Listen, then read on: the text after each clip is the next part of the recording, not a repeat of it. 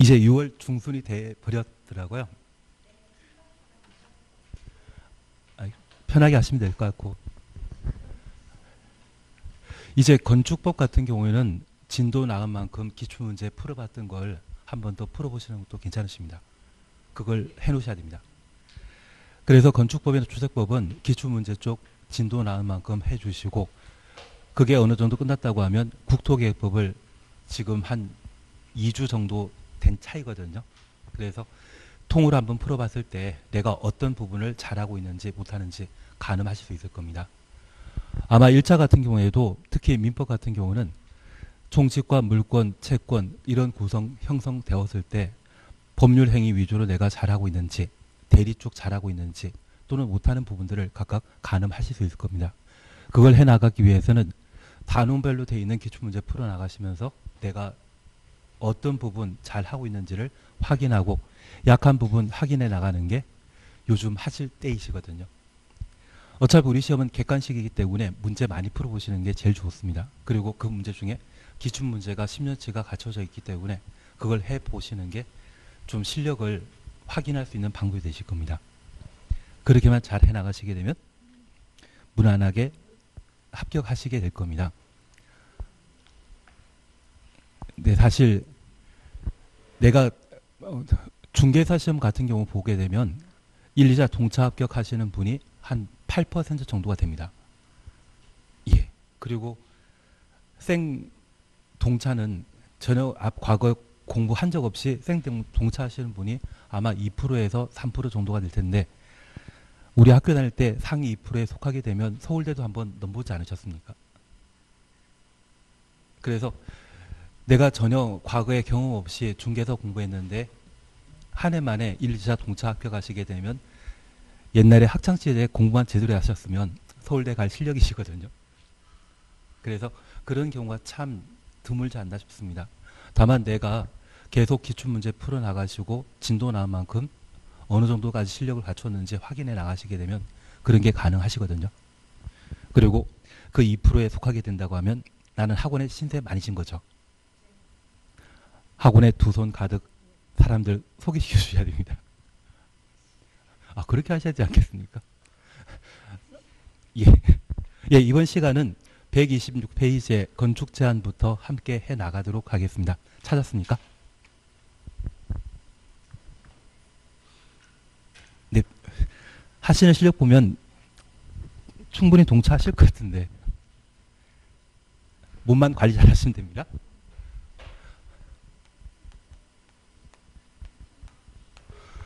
우리가 함께 공부하시면서 건축법은 건축법 적용 대상에 관한 사항으로 건축물과 건축물 관련 행위들을 함께 보셨습니다. 건축물 관련 행위에 있어서는 건축물에 대한 정의와 그리고 건축법 적용 여부에 관한 사항, 그리고 건축물과 관련된 구성에 관한 내용을 함께 보시면서 종류에 관한 구분하셨고, 건물 만들었을 때 요소에 관한 사항과 건축물의 크기를 파악하게 되는 방법에 대해 건축 면적과 연면적, 바닥 면적에 관한 내용을 각각 본 적이 있습니다.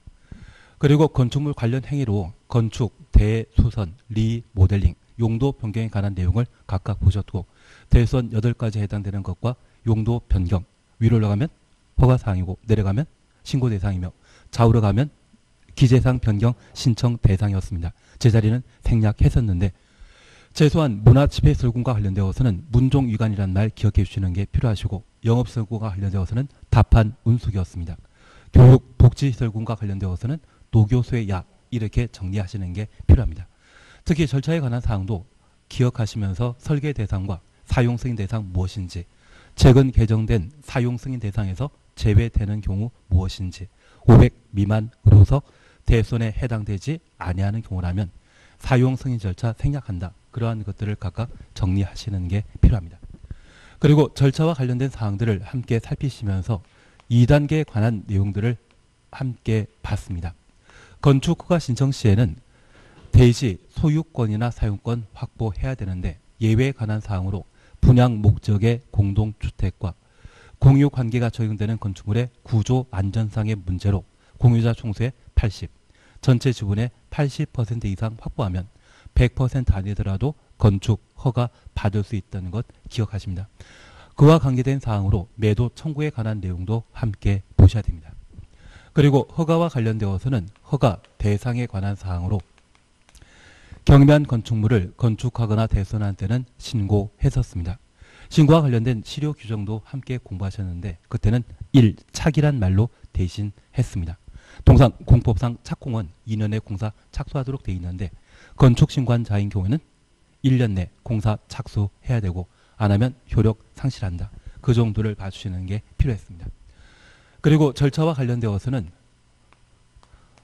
허가권자에 관한 사항으로 예외적인 허가권자인 특광에 관한 내용을 각각 정리하시는 게 필요하고 이러한 건축허가와 관련된 사전 절차로서 안전영향평가에 관한 내용을 함께 본 적이 있습니다. 초고층 건축물과 16층 이상으로 연면적 10만 제곱미터 이상의 건축물에 대해서는 허가권자는 건축 허가 전에 안전영향평가 실시해야 한다. 비용은 의뢰자가 부담한다. 강행 규정이라는 것만 파악해 놓습니다. 그리고 이런 건축 대손 행위가 사익을 추구한 행위인데 공익에 저촉되게 되면 규제 가할 수 있습니다. 건축 허가 등에 대한 제한과 사전 승인, 건축과 취소에 관한 내용을 각각 정리하시면서 특히 취소와 관련되어서는 2, 3은 6이란 말로 각각 대신하셨습니다. 이러한 건축 절차를 진행하기 전에 미리 허가권자에게 자기가 소유한 땅에 어떤 건물 물어볼 수 있는지 알아보는 것을 사전 결정 신청이라 하고 그 사전 결정 신청은 작년 기출문제 출제되었기 때문에 아마 3년에서 5년 뒤에 시험에 나올 겁니다. 3년 뒤까지는 볼 일 없죠. 예, 그래서 사전 결정은 정식 건축허가 신청 전에 이루어지는 절차이다. 그 정도만 파악해 놓습니다.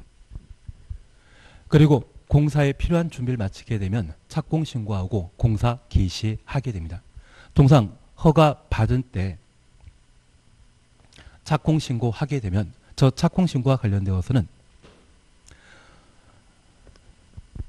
공사 개시를 의미하고 특별히 현장 안전관리 예치금에 관한 내용을 최근 시험에 다룬 적이 있습니다. 그래서 작년 같은 경우는 연면적 1000제곱미터 이상의 건축물에 대해서는 공사비의 1%의 예치금 예치하게 할 수 있다. 이미 사항이었는데 특별히 민간인 경우에는 예치하게 되지만 공공의 경우는 예치 의무가 면제된다라는 것만 파악해 놓습니다. 다만 착공과 관련된 사항도 작년에 그렇게 나왔기 때문에 크게 신경 쓸 필요는 없을 겁니다. 그리고 그러한 공사가 모두 완료되게 되면 사용 승인받아 완공한 건축물을 사용할 수 있는데 여기 사용 승인과 관련된 처리 기간은 7일이라는 것만 기억해 놓으시고 나중에 임시 사용 승인에 관한 내용을 향후 한번 정리해 나실 겁니다. 그리고 건축물 대장에 관한 사항은 누가 작성한다? 시군 구청장이 사용 승인 받은 건축물을 대상으로 대장 작성하고 비치 보관한다. 거기까지만 확인하시면 됩니다. 이번 시간에는 제한에 관한 내용을 함께 살펴봅니다. 우리 건축법은 안전한 건물 건축하기 위해 다양한 건축 제한 규정을 마련하고 있습니다. 건물이 안전하기 위해서는 대지도 안전해야 되거든요. 그리고 대지는 도로에 접했을 때는 대지이고 도로에 접하지 않으면 맹지가 되게 됩니다. 그래서 이 제한과 관련되어서는 도로에 관한 제한과 대지에 관한 제한, 건축물에 관한 제한을 각각 정리하심으로 내용을 파악해 주시면 됩니다. 우선 126페이지 보시게 되면 도로 찾으셨죠? 양가를 의원입니다. 건축물의 대지는 2m 이상 도로에 접하여야 한다. 그러면 첫 번째 우리 이해하실 것이 있습니다.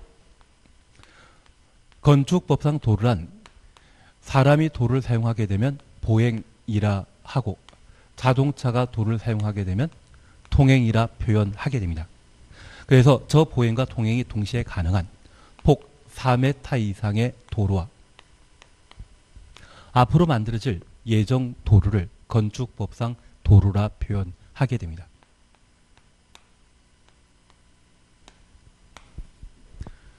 그러면 이 도로는 자동차와 사람이 이용하게 되는데 자동차의 차량의 전폭이 보통 1.8m이거든요. 사람도 도로를 걸어 다니기 위해서는 도로의 폭은 최소한 4m 이상 돼야 되고 이런 4m 도로의 경우는 차도 인도의 구분이 없습니다. 그리고 차를 일렬 주차시키고 2대 차량이 교차하는 도로의 경우에는 도로의 폭이 6m인데 이 경우에도 인도가 없습니다. 인도가 만들어지는 것은 도로의 폭이 8m 이상부터 인도가 만들어지게 됩니다. 그리고 이런 도로 설치 기준에 따라 폭 12m 이상의 도로와 15m, 20m, 25m 도로가 각각 정해져 있는데 서울의 강화문 도로의 경우는 도로의 폭이 70m입니다. 그래서 다양한 형태의 도로가 현재 가능하다라는 것 기억하시고 차도와 인도의 구분이 이루어지는 것은 폭 8m 이상부터입니다. 그리고 새로 도로가 만들어짐에 있어서 주변 토지의 가치가 바뀌는 것은 도로의 폭이 12m부터 현저히 바뀌게 됩니다. 그래서 나중에 도로 신설과 관련된 계획을 아시게 된다고 하면 혼자 잘 살지 마시고 같이 좀 잘 사는 걸로 방향을 잡아주시면 좋겠습니다. 괜한 이야기 드렸습니다. 가끔 우린 역사와 민족을 국가와 민족을 걱정하는 분들 참 많이 보시죠. 그런 분들에게 우리 국가와 민족의 장래는 맡겨놓으시고요. 우리는 어떻게 하면 돈 벌 수 있는지 그런 방법에 관심 쏟아주시는 게 좀 합리적이지 않나 싶습니다. 주변에 훌륭한 분 참 많지 않으십니까? 예, 그분들은 그냥 내버려 두시고 나중에 우리가 이렇게 인연을 맺어 함께 공부하셨다고 하면 아마 부동산과 관련된 여러 가지 정보가 있을 겁니다. 특히 경매나 공매와 관련된 다양한 정보가 있는데 그러한 정보를 서로 모여서 분석하시고 여기가 투자 가능한 가치 있는 땅인지 최소 입찰하게 되면 얼마가 적정한 가격인지 그러한 부분들을 서로 공유하시는 것도 방법입니다. 대신 한 10억 이하짜리는 많은 사람들이 관심 쏟으시는데 20억 넘게 되면 관심 별로 안 두시거든요. 동원할 수 있는 돈이 좀 한계 있다 보니까 대신 진짜 아마 다양한 인연 중에 학연을 통해 만나신 분들은 같이 투자하자고 하면 투자 잘 하실걸요. 그리고 우리는 민법을 워낙 잘 공부하셨기 때문에 누가 부당행위를 저지르면 충분한 손해배상 책임을 지울 수 있지 않습니까? 그런 계약서만 잘 그리고 투자하시면서 꼭 봐주실 것이 폭 15m 이상의 도로 만들어지게 되면 저도 불러주는 겁니다. 그전에는 찾질 말아주십시오. 괜한 이야기 드렸습니다.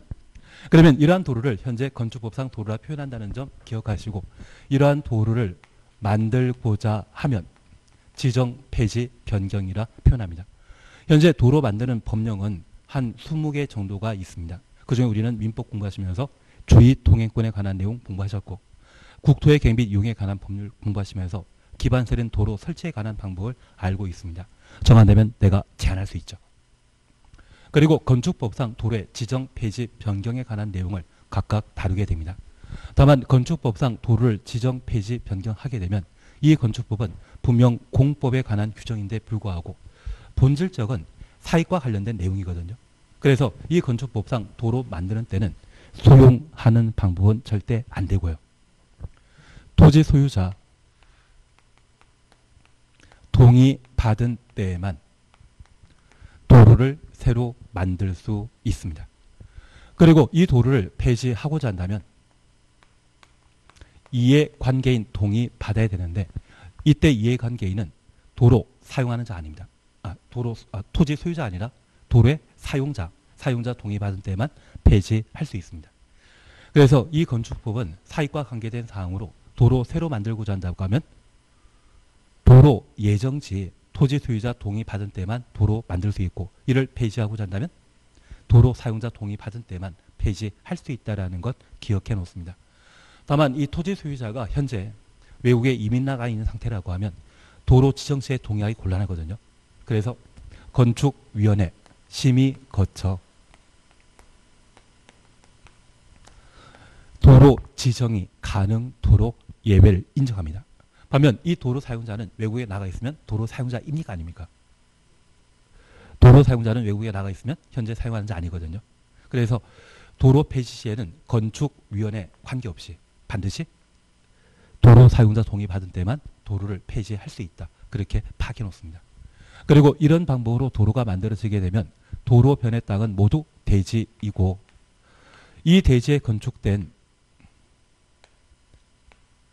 건축물을 사용하고자 하면 도로를 이용하는 차량 그리고 사람이 출입 가능한 때 건물 제대로 사용할 수 있지 않겠습니까? 그래서 모든 대지는 도로에 2m 이상 접하여야 한다. 만약 도로가 존재하고 이 도로로부터 1m 떨어진 곳에 땅이 존재한다고 하면 이 땅은 대지다, 맹지다? 맹지입니다.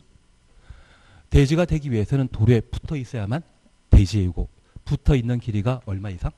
2m 이상인 때 저 대지에 건축되어 있는 건물을 도로를 이용하는 사람, 차량이 사용할 수 있거든요. 그래서 건물 건축한 대지는 도로에 얼마? 2m 이상 접하여야 한다. 이러한 대지와 도로 사이의 관계에 대한 예외 규정을 우리가 함께 봐주십니다. 나는 264, 364 기억난다?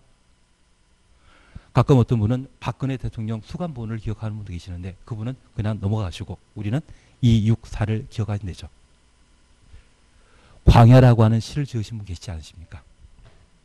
그래서 대지에 연면적 2,000제곱미터 이상의 건물 건축하고자 한다면 폭 6m 이상의 도로에 4m 이상 접할 것. 만약 공장을 건축하는 경우라고 하면 3,000제곱미터 이상인 때 6m 도로에 4m 이상 접할 것. 그래서 나는 264, 364 기억하시는 게 필요하십니다. 국가와 민족을 위하는 분은 뭐 503도 기억하시고 계시지만 그분은 내버려 두시고 우리는 돈 벌기 위해 공부하시는 겁니다. 그래서 264, 364를 기억하시는 걸로 대신하십니다. 그래서 우리 연면적기가 2,000제곱미터 이상의 건축물 건축하는 대지는 6m 도로에 4m 이상 접할 것. 공장의 경우는 3,000제곱미터 이상일 때 6m 도로에 4m 이상 접할 것 확인되시죠?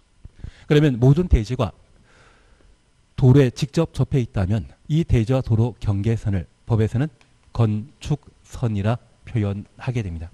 그래서 건축선이란 대지와 도로 경계선을 건축선이라 표현하게 됩니다. 다만 이번 건축선 지정에 관한 내용을 잠깐 확인하십니다. 기억 찾으셨죠? 소유업이 미달, 소유업에 못 미치는 경우이거든요. 도로 중심선으로부터 그 소유업이 이분의 수평거리 물란선을 건축선으로 하고 경사지, 하천, 철도 부지가 있는 경우에는 철도 부지 등이 있는 쪽에 도로 경계선에서 소유업에 해당되는 수평거리의 선을 건축선으로 한다. 확인되셨습니다. 그러면 우리 이렇게 잠깐 이해해 놓습니다. 건축법상 도로는 원칙적으로 폭 4m 이상 돼야 되는데 현재 도로폭이 2m 밖에 안 된다고 하면 이 도로는 향후 4m 도로로 확장해야 되거든요. 그러면 이런 작은 도로에 접해 있는 두 개의 땅이 존재한다고 하면 토지 소유자가 도로 용지를 내놓게 되면 부담에 해당되게 됩니다. 공법상 공평 부담 원칙이라는 게 있거든요. 사실 우리 건축법은 1962년도에 제정되었습니다. 그러면 1961년도에 건축법 제정하기 전에 도로 형태는 대한민국에 자동차 많았다 적었다? 없었습니다. 그래서 서울에나 자동차 택시 비슷하게 몇 대 존재했을 뿐 전국도를 살펴보게 되면 우마차나 또는 말 끌고 다니는 소 끌고 다니는 그 정도면 충분했지 차 다닐 도로 필요 없었거든요. 그래서 종전 도로는 2m 또는 1m 도로가 넘쳐났습니다. 그것을 박정희 대통령 시절에 전국의 모든 도로를 4m 이상 도로로 바꾸도록 개정했는데 이런 법령 개정은 기득권 보호해 줘야 되죠. 그래서 종전에 폭 2m 도로에 접해 있는 땅은 적법한 대지이다, 불법 대지이다. 적법합니다. 다만 이 대지에 구옥 건축물을 철거하고 새로 건축하게 되면 4m 도로가 아니기 때문에 건축허가 나가지 않습니다. 다만 이런 경우에 도로 용지의 제공은 부담에 해당되는 것으로서 공평 부담 원칙이 존재하거든요. 양쪽 대지 소유자가 각각 똑같은 용지를 제공해야 되죠. 그래서 2m 도로를 4m 도로를 만들고자 한다면 양쪽 대지 소유자가 각각 1m 이상 도로 용지를 내놔야 되는데 이러한 것들을 법령으로 획일적으로 정하고자 한다면 도로 중심선으로부터 소유업이 2분의 1. 그러면 현재 3m 도로로 확보되어 있는 상태라고 하면 각각 0.5m 내놔야 되는데 이 경우에도 중심선과 2분의 1이 확보되게 되면 폭 4m 도로 만들어질 수 있죠. 그래서 현재 대지와 도로 사이의 경계선은 분명 하얀 선이지만 이 도로가 미래 확장되게 되면 대지와 도로 사이의 경계선은 노란 선이 되어버리거든요. 얘를 건축선 지정이라 표현하게 됩니다. 그래서 이 건축선 지정은 통상 대지와 도로 사이의 경계선이 건축선이지만 현재 도로가 소요너비에 못 미치고 소요너비에 미달된 경우로서 도로가 폭 3의 도로를 확보했을 때 미래 대지와 도로 사이의 경계선을 뭐란다? 건축선 지정이라 표현하게 됩니다. 현재 눈에 보이는 것은 하얀 선이 대지와 도로 사이의 경계선이지만 이 도로가 노란 선까지 확장되게 되면 저 노란 선과 하얀 선 사이의 빨간 부분은 도로 예정지이거든요. 예정 도로는 건축법상 도로 자체입니다. 그래서 이러한 공간은 대지 면적에 포함한다, 제외시킵니다.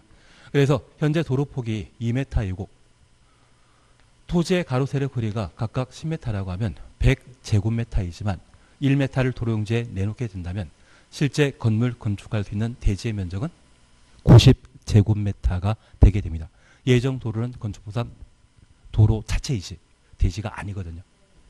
그래서 소유노비가 미달되었을 때 양쪽에 대지가 존재하는 경우라면 도로 중심선으로부터 소요너비 2분의 1 후퇴한 곳을 건축선이라 하고 그 눈에 보이지 않는 건축선을 건축선 지정이란 말로 대신하게 됩니다.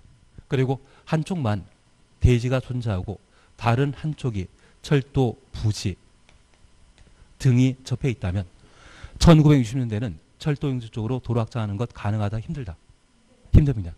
그래서 이 철도 부지를 도로 용지로 확보하는 것은 곤란하기 때문에 저 철도 부지가 있는 도로 경계선으로부터 소요 너비만큼 후퇴한 곳을 건축선으로 파악하게 됩니다. 그래서 한쪽이 철도 용지라고 하면 이쪽 방향으로는 도로 확장 곤란하고 현재 도로가 2m라고 하면 한쪽 대지 소유자가 자기 땅 2m를 도로 용지에 내놓게 되면 폭 4m 도로 만들어지게 되죠. 그래서 건축선 지정과 관련된 사항으로 아무런 이야기 없다면 중심선과 2분의 1이 건축선 지정 기준 요건이 되고 철도 부지 경사지란 말 보게 되면 경계선과 소요 너비 건축선 지정 기준에 해당된다는 것을 파악해 놓습니다. 그거면 충분하십니다. 그리고 니은 지가 정비에 대해서는 나중에 시험 질문 나오면 한번 설명드리도록 하고요. 그리고 디귿 건축 제한 차시였죠. 가버립니다. 건축물과 담장은 건축선 투지면 넘어서는 아니 된다. 다만 지표 아래 부분 줄만 쳐놓습니다. 그러하지 아니하다.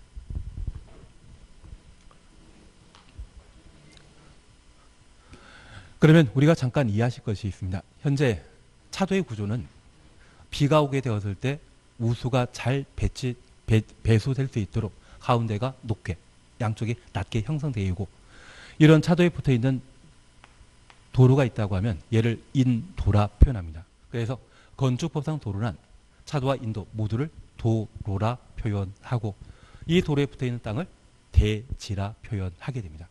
오늘 수업 끝나시고 밖에 나가시게 되면 대지와 도로 사이에 길게 경계석 박혀 있거든요. 그 경계석이 바로 건축선에 해당되게 되고 이 경계석 있는 부분은 도로 용지입니다. 이쪽만 대지가 됩니다. 그러면 이런 대지에 건축주가 건물 건축하게 되면 민법 242조 규정에 따라 대지 소유자 건물 건축하고자 한다면 이웃 대지 경계선으로서 반메타, 0.5m 띄어 건축하도록 되어 있습니다. 242조에서 그런 내용 보실 수 있는데 특별히 이런 242조에서는 대지와 도로 사이 경계선인 건축선으로부터의 이격에 관한 내용은 따로 없습니다. 그래서 통상 대지 소유자 건물 건축하게 되면 인접 대지 경계선으로부터 반메타 띄우지만 도로에 딱 붙여 건축하거든요. 다만 이 도를 잠식해서 건축하게 되면 교통에 방해될 수 있을 겁니다. 대지와 도로 사이 경계선 침범하는 건축행위는 한다 못한다? 못합니다. 그런데 우리가 하나 이해하실 것은 서울 같은 경우에는 서울의 지하철 역사를 만들게 되었을 때 저 지하철 역사와 대지의 건물 지하층을 연결하는 통로 만드는 경우가 있거든요. 그러면 이 연결 통로는 대지와 도로 사이 경계선인 지하 경계선을 침범하게 됩니다. 다만 우리가 이해하실 것은 사람은 두더지가 아니지 않습니까? 땅을 파고 돌아다니는 건 아니기 때문에 교통 범위는 지표 아래 부분은 교통 범위에 포함되지 않습니다. 그래서 이런 연결 통로를 충분히 설치할 수 있습니다. 다만 우리가 기억하시길 이 건축물에 딸린 시설물은 뭐다? 건축물 자체이죠. 그래서 이 건축물에 딸린 연결 통로가 만들어지게 되면 얘도 건축물 자체이고 이런 건축 행위는 지표 아래는 충분히 할 수 있다. 그래서 만약 시험에 지표 아래 부분도 건축선의 수직면을 넘을 수 없다. 그런 취지심을 하면 그 질문 틀린 겁니다. 지표 아래 부분에 대해서는 예외 인정한다라는 것만 하나 확인해 놓습니다. 그리고 나번 그냥 보십니다. 도로면으로부터 높이 4.5m 이하의 출입구 등은 열고 닫을 때 개폐 시에 건축선 수직면 넘지 아니하는 구조로 하여야 한다. 가끔 육교 밑에 4.5m 초과 차량 통과 금지 보신 적 있죠? 그 육교의 표시 기준이 여기입니다. 그러면 이 4.5m는 대지면을 기준으로 한 것입니까? 도로면을 기준으로 한 것입니까? 도로면 기준입니다. 육교는 도로에 설치되어 있습니까? 대지에 만들어져 있습니까? 나는 육교 한 번도 본 적 없다? 예, 도로에 있습니다. 그래서 도로면 기준으로 높이 4.5m 이하의 출입문 등은 개폐 시에 건축선 수직면 넘지 아니한 구조로 하여야 한다. 그 정도만 확인해 놓습니다. 그래서 우리는 도로와 관련된 사항들을 충분히 공부하셨는데 나는 264, 364 충분히 기억할 수 있죠. 그리고 특별히 건축성과 관련된 사항에 있어서는 건축성과 관련된 효과, 지표 아래 부분은 중요하지 않는다라는 것을 꼭 한번 기억해 놓으시고 건축선 지정과 관련되어 도로가 소유노에 못 미치게 되었을 때 지정된 건축선과 현재 도로 경계선 사이의 공간은 대지 면적에 포함한다, 제외시킨다. 예정 도로는 대지이다, 도로이다. 도로이기 때문에 그 예정 도로에 대해서는 대지 면적에서 제외시켜야 됩니다. 그 개념만 가져놓으시면 충분하지 않나 싶습니다. 자주 봐놓으셔야 됩니다. 그리고 이번 대지와 관련된 사항 함께 살펴보십니다. 조경 찾으셨죠? 면적 200제곱미터 이상의 대지에 건축하는 경우에는 나무 심도록 되어 있습니다. 여기 면적 200제곱미터는 대충 60평이거든요. 그래서 60평 이상의 대지에 건물 건축하게 되면 나무 심도록 되어 있습니다. 나중에 타워팰리스 한번 가보시게 되면 타워팰리스에 소나무 심어져 있거든요. 그게 억단입니다. 그래서 타워팰리스의 아파트 소장님은 아침에 출근하시게 되었을 때 소나무가 제대로 잘 자라고 있는지 아니면 바로 해고당하신다더라고요. 괜한 이야기만 했나 봅니다. 우리 동네 아파트도 소나무 비싸지 않으십니까? 예, 잘 모르고 우리는 이제 기억하실 것은 그러한 조경 조치는 면적 200제곱미터 이상의 대지에 건축 시에 조경 의무가 발생한다라는 것을 파악해 놓습니다. 다만 이번에 조경 생략에 관한 사항 찾으셨죠? 우선 다음 어느 하나에 해당되는 지역에 조경 조치를 하는 경우에는 그러하지 아니하다. 조경할 필요 없습니다. 1. 녹지지역. 나무 많다 적다. 나무 많습니다. 그래서 녹관 농자의 경우는 나무 많기 때문에 조경할 필요 없다. 그리고 2번, 3번 묶어놓습니다. 면적 5,000제곱미터 미만의 대지에 건축하는 공장. 연면적계가 1,500제곱미터 미만의 공장. 그래서 이런 작은 공장의 경우는 조경 의무 생략하도록 되어 있는데 숫자와 관련되어서는 우리 시험 보기 전까지만 해결하시면 되죠. 다만 이때 공장은 큰 공장이다, 작은 공장이다. 작은 공장이다. 그 개념만 잡아놓습니다. 4번 산업단지의 공장이라고 하면 각종 공해, 배출 공장이 입주한 곳인데 이곳에 나무 심으면 잘 자라겠습니까? 고사해버리겠습니까? 고사하기 때문에 나무 심을 필요 없습니다. 그리고 5번 축사는 소 외양간 보신 적 있죠? 요즘 소 키우면 돈 많이 버시는 것 같더라고요. 우습게 생각하지 마십시오. 그래서 제가 아는 분 한 분이 송아지를 한 마리당 100만 원 정도에 사오면 다 크면 한 500에서 600 정도 받을 수 있다더라고요. 그래서 사료비 계산하다 보면 그 사료비가 한 300만 원 정도 가까이 든다고 합니다. 근데 한 달에 소 2마리를 판매하게 되면 자기 손에 딱 300만 원 떨어진다 하더라고요. 그래서 그분은 소를 100마리, 200마리 키우시는 게 아니라 정확하게 30마리 안쪽으로만 키우신다더라고요. 괜한 이야기를 들었나 봅니다. 괜한 이야기 들었나 봅니다. 그렇게 이 소 키우시는 분이 가끔 소가 사료 다 먹고 나면 나무 뜯어먹지 않습니까? 그게 돈 1,000만 원, 2,000만 원 들여서 나무 심어놓게 되면 걔들 소 간식거리거든요. 소에게 돈 들여가면서 간식거리 나무 심어줄 필요 있다 없다.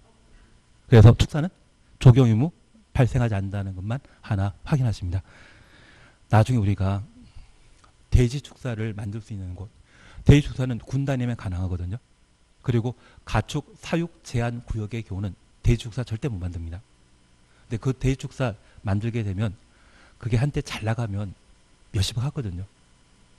조성호가가 한 7억, 8억 정도라고 하면 돼지 다 키워놓고 팔게 되면 한 50억에 70억까지도 나가는 경우가. 나는 그런 분야에 대해 전혀 관심 없기 때문에 넘어가도록 하겠습니다. 저도 한 7년 전만 해도 광해 안 하고 축사 자리만 찾아다녔으면 괜찮았을 것 같은데 이게 분 빌리고 다니면 돈 버는 거하고는 전혀 관계없는 것 같습니다. 올해 꼭 합격하셔가지고 돈 많이 버십시오. 예, 가설 건축물과 관련되어서는 존속 기간이 3년 이내입니다. 가설 건축물의 경우는 존속 기간이 3년 이내인데 이 경우 나무 심게 되면 철거하게 됐을 때 나무도 함께 베어버리게 되거든요. 적용 의무 있다 없다? 없다. 그리고 8번입니다. 연 면적계가 1,500제곱미터 미만의 물류시설, 냉동 창고를 말합니다. 규모 작은 물류시설의 경우는 적용 의무가 생략된다는 것 확인하시고 가로 속에 주거적, 상업적 각각 추천없습니다. 제외한다. 제외 추천없습니다. 그러면 이 적용은 나를 위한 것입니까? 남에게 보여주기 위한 것입니까? 남에게 보여주기 위한 것이거든요. 냉동창고가 아무리 규모 작다 할지라도 사람 많이 다니는 주거적, 상업지역에 만들어지게 되면 적용 의무 발생합니다. 그래서 만약 상업지역의 연면적 1,000제곱미터인 물류시설 건축하는 때 적용하여야 한다라고 하면 맞습니다. 상업적 주거지역의 경우는 많은 사람들이 다니는 곳으로서 연면적 1,500제곱미터 미만이라 할지라도 적용 대상이라는 것을 꼭 한번 확인해 놓습니다. 9번 자연환경보호지역, 농지적, 관리지역이라면 시골이죠. 시골에는 나무 많기 때문에 적용할 필요 없지만 지구 단위 계획구역의 경우는 장래 신도시 만들어지는 곳이기 때문에 적용 의무가 발생한다라는 것 확인해 놓습니다. 매번 시험에 나오게 되면 수치와 관련된 공장, 물류시설에 관한 내용을 자주 시험에 내고 있습니다. 그래서 이 적용과 관련되어서는 지금쯤이면 한번 나올 때가 되었기 때문에 가끔 들여다보면서 공장 규모, 물류시설 규모에 대해 눈에 익혀주시는 게 필요하십니다. 하실 거죠? 예, 그래서 제가 부탁드리는 것은 대지와 도로사의 관계 1번과 관련되어 별표 하나에 놓으시고 꼭 관련된 내용 정리해 놓으셔야 됩니다. 그리고 적용 생략과 관련되어 별표 하나에 놓으시고 1,500 미만이라는 것과 면적 5,000제곱미터 미만의 대지에 공장 건축하는 때 적용 의무 생략한다. 그 정도 봐 놓습니다. 하단부에는 대지 분할 제한에 관한 사항인데 얘는 천천히 한번 다시 보시면 될 겁니다. 그리고 3번 건축물의 구조 설비에 관한 내용을 함께 정리해 주십니다. 건물을 건축하게 되면 건축물의 안전을 도모하기 위해 건축물의 구성 요소인 구조, 설비에 관한 건축 제한 규정을 건축법에서 따로 마련하고 있습니다. 그래서 구조 설비와 관련된 안전에 관한 사항들을 함께 살펴주시는데 그 안전에 관한 내용으로 몇몇 사항들을 한번 봐놔야 됩니다. 그 중에 첫 번째 봐주실 것이 128페이지의 구조 안전 확인 서류 제출 니은 차셨죠. 얘를 어떻게 보셔야 됩니다. 우선 기억을 그냥 봅니다. 건축허가 대상 건축물을 건축하거나 대수하는 경우 한 줄 밑에 끝에 설계자는 설계자 추천없습니다. 구조안전 확인해야 한다. 그래서 건축물 구조안전 확인하는 자는 건축사인 설계자가 구조안전 확인하도록 되어 있습니다. 그리고 니은문입니다. 구조안전 확인한 건축물 중에 다음 각호 어느 하나에 해당되는 건축물의 건축주는 건축주 추천없습니다. 착공 신고하는 때 착공 신고 추천없습니다. 그 확인 서류, 구조 안전 확인 서류를 말합니다. 허가권자에게 제출하여야 한다. 그리고 1번입니다. 층수가 2층 이상인 건축물 확인되시죠. 그리고 2번입니다. 연면적 200제곱미터 이상의 건축물. 그리고 한 줄 밑에 표준 설계 도서 동그래 놓습니다.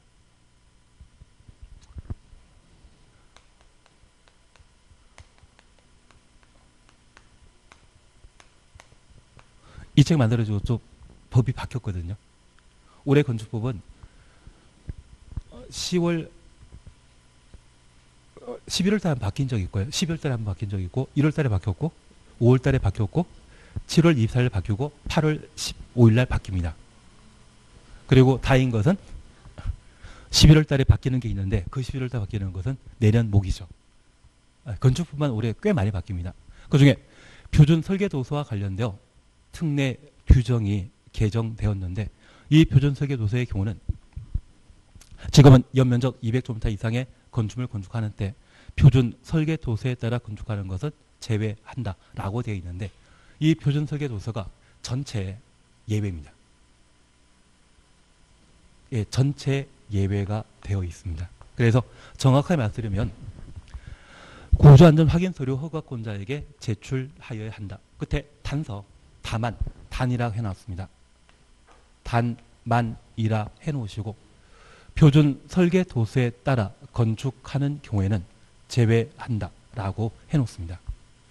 표준 설계 도서에 따라 건축한 건축물은 구조 안전 확인 서류 제출할 필요 있다 없다? 없다. 그렇게 개념 바뀌었습니다. 제가 다시 한번 설명드리게 될 테지만 지금은 그렇게만 해놓습니다. 그리고 3번 높이가 13m 이상의 건축물, 4번 처마 높이가 9m 이상의 건축물. 우리가 아주 어릴 때 지붕 있는 건물 보신 적 있을 겁니다. 이 부분을 뭐란다? 처마라 표현합니다. 이 처마가 지표면으로부터 9m 이상의 건축물은 구조안전확인서류 제출 대상이거든요. 그리고 5번 기둥과 기둥 사이의 거리가 10m 이상의 건축물은 구조안전확인서류 제출 대상이 되게 됩니다. 그래서 첫 번째 예만 보고 쉬었다 하실 텐데 건축법상 구조, 설비에 관한 다양한 내용 중에 안전과 관련된 사항으로 우리 건축부에서는 구조, 안전, 확인 서류를 제출하도록 하고 있습니다. 건축의 구조 안전은 설계자인 건축사가 담당하도록 되어 있지만 건축 구조 안전 확인 서류의 경우에는 누가? 건축주가 언제? 착공 신고 시에 허가권자에게 제출하도록 되어 있거든요. 그 대상과 관련된 내용을 우리가 함께 보시는데 우리 시험 볼 때까지 구조안전 확인 서류 제출 대상은 둘둘칩입니다. 둘둘치킨이라는 말을 들어본 적 있다고 하면 둘둘 통닭 생각하시면 됩니다. 층수가 2층 이상이거나 연면적 200제곱미터 이상, 기둥과 기둥 사이의 거리는 10m 이상, 둘둘칩에 해당되게 되면 구조 안전 확인 서류 제출 대상이 되게 됩니다. 그리고 이 둘둘칩이라는 게 잘 정리시고 입에 익혀지시게 되면 전체를 더하게 되면 14인데 전체에서 1을 빼버리면 13이 나오거든요. 건축물 높이가 13m 이상인 때는 서류 제출 대상이라는 것 구분하십니다. 그리고 둘둘 10이 이제 익숙해졌다면 저 10에서도 1을 빼버리게 되면 처마 높이가 9m 이상. 그래서 둘둘 10은 구조 안전 확인 서류 제출 대상이라는 것 구분해 놓습니다. 그리고 이게 해결되셨다고 하면 이제 앞에 별표 하나 해 놓습니다. 아니 별표 3개 해 놓습니다. 별표 3개 해 놓으시고 이러한 구조 안전 확인 대상 중에 특례 예외에 관한 사항들을 우리가 정리해 주셔야 됩니다. 첫 번째 우리 봐주실 것은 목구조 건축물. 목구조 건축물의 가장 대표적인 것이 한옥이거든요. 지금 최근에 만들어지는 한옥은 다음 세대에 보여주기 위한 용도이거든요. 한옥 건축과 관련되어서는 규제를 강화시켜야 된다, 풀어줘야 된다. 풀어줘야 됩니다. 그래서 최근 서울 남산에 남산마을이라고 하는 한옥 여러 곳 만들어 놨거든요. 규제 대폭 풀어놨습니다. 그래서 통상 건축물은 층수가 2층 이상이거나 연면적 200제곱미터 이상일 때 구조안전 확인 서류 제출 대상인데 목구조 건축물의 경우는 3층 이상이거나 연면적 500제곱미터 이상일 때 구조 안전 확인 서류 제출 대상입니다. 그래서 목구조 건축물의 경우는 3층 이상이거나 연면적 500제곱미터 이상인 때 대상이고, 이에 못 미치면 서류 제출 대상 아니다. 그렇게만 구분해 놓습니다. 그리고 두 번째 봐주실 것은 표준 설계 도서에 따른 건축물입니다. 종전까지 표준 설계 도서에 따른 건축물은 연면적과 관련되어서만 예외 인정했었는데, 둘둘 10에 해당된다 할지라도 표준 설계 도서에 따른 건축물은 서류 제출한다 안 한다? 안 한다. 그것 잡아주시는 게 필요하십니다.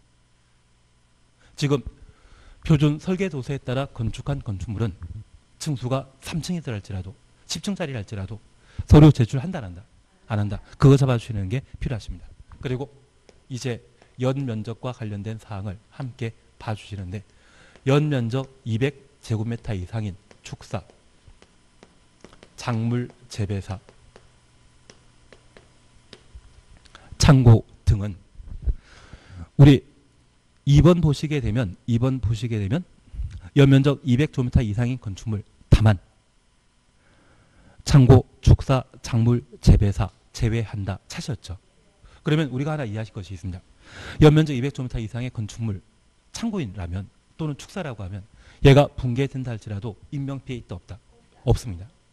그래서 이러한 경우에는 구조안전 확인 서류 제출 대상에서 제외시킨다라는 것 확인하십니다. 다만 이 창고가, 축사가 2층이고 연면적 200제곱미터라고 하면 서류 제출 대상입니다. 지금 창고, 축사 등은 무엇과 관련되어서만? 연면적과 관련되어서만 서류 제출 대상에서 제외시키는 예외 대상인데, 이 창고가 2층 이상이라고 하면 그때는 서류 제출 대상입니다. 그래서 창고, 축사, 작물 재배사는 연면적과 관련되어서만 서류 제출 대상에서 제외시키는 것이고요. 반면 표준 설계 도서에 따라 아파트가 만들어지게 되면 그 아파트가 15층짜리 아파트랄지라도 서류 제출한다 안 한다? 안 한다. 그것 정리하시는 게 필요하십니다. 그래서 우리가 꼭 기억하실 것은 올해 표준 설계 도서에 관한 내용이 개정되었거든요. 그래서 그 개정된 내용 토대로 해서 건축주가 허가권자에게 착공 신고 시에 확인 서류 제출해야 되는데, 그 제출 대상은 둘둘 10입니다. 예외 인정되는 것을 꼭 한번 살펴주시는 게 필요합니다. 목구조 건축물은 3층 이상이거나 연면적 500제곱미터 이상부터 서류 제출 대상이고, 표준 설계 도서에 따른 건축물은 형태가 둘둘 10에 해당된다 할지라도 제출할 필요 없으며, 창고, 축사, 작물 재배사의 경우는 연면적 200제곱미터 이상인 때만 서류 제출 대상에서 제외시킨다. 그것 확인하시는 게 필요합니다. 그리고 맨 마지막에 9번 찾으셨죠? 단독택과 공동택 찾았습니까? 광해 단독택과 공동택의 경우는 규모에 관계없이 서류 제출 대상입니다. 그래서 막말로 1층짜리로서 연면적 100제곱미터인 단독택 또는 공간이 만들어지게 되면 서류 제출 대상이다 아니다? 이다. 그래서 단독택과 공동택의 경우에는 규모에 관계없이 구조안전 확인 서류 제출 대상이라는 것, 그것 봐주십니다. 그리고 쉬었다 하십니다.